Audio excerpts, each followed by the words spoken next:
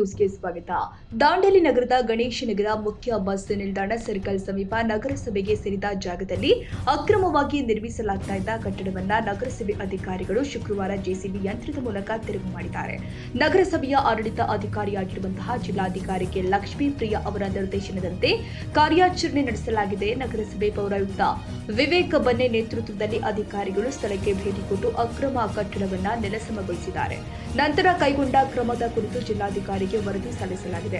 ನಗರಸಭೆಯ ಮಾಲೀಕತ್ವದ ಆಸ್ತಿಗಳ ಅತಿಕ್ರಮಣ ಮತ್ತು ಅಕ್ರಮ ಕಟ್ಟಡಗಳ ಕುರಿತು ಬಂದಿದ್ದ ದೂರುಗಳನ್ನು ಗಂಭೀರವಾಗಿ ಪರಿಗಣಿಸಿದ ಜಿಲ್ಲಾಧಿಕಾರಿಗಳು ಸ್ಥಳ ಪರಿಶೀಲನೆ ಮಾಡಿ ನಿಯಮಾನುಸಾರ ಕ್ರಮ ಕೈಗೊಳ್ಳುವಂತೆ ಸೂಚನೆ ಕೊಟ್ಟಿದ್ದಾರೆ.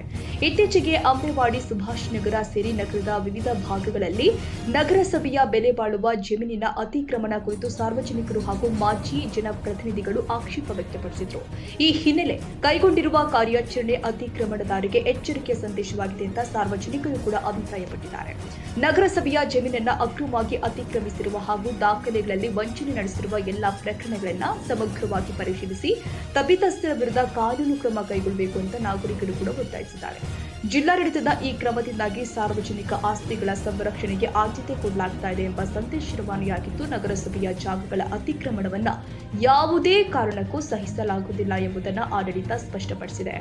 Sadiq Mulla, Dandeli, AJ news.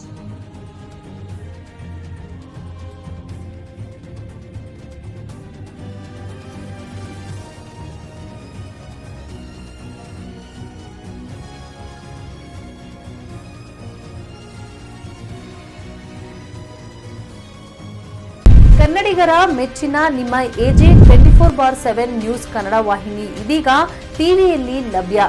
ವೇಳೆ ನೋಟಿಸ್ ಕೊಟ್ಟಿದ್ರೆ ವಾಪಸ್ ತಗೋತೀವಿ. ಇವತ್ತು ವಕ್ಫ್ ಪ್ರಾಪರ್ಟಿ ಅಂತೇಳಿ ಬರ್ತದೆ ಅಂತ ಹೇಳಿದ್ರೆ ರೈತರ ಬೀದಿಗೆ ಬದಲು ಏನ್ ಮಾಡ್ಬೇಕಾಗತ್ತೆ? ಯಾರು ವೋಟ್ ಹಾಕಿಲ್ಲ ಅಂದ್ರೆ ಗ್ಯಾರಂಟಿನೆಲ್ಲ ಸ್ಟಾಪ್ ಮಾಡ್ಬಿಡ್ತೀವಿ.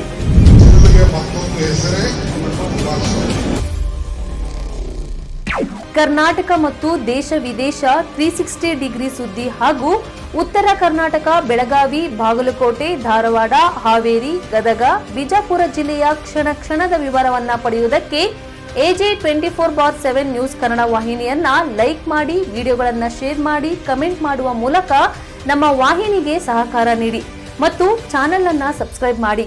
ಧನ್ಯವಾದಗಳು.